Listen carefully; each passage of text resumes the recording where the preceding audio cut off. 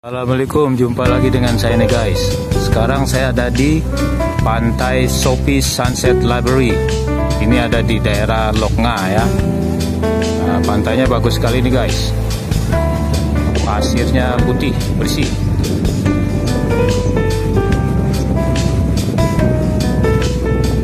Pasirnya putih bersih.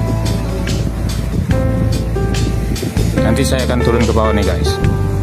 Sekarang di atas dulu ya.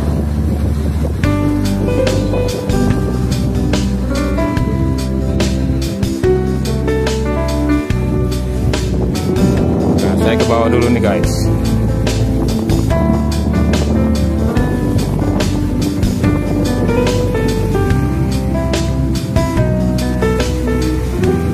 Ini pantainya memang luar biasa ini di Aceh. Pasirnya putih, kemudian masih alami.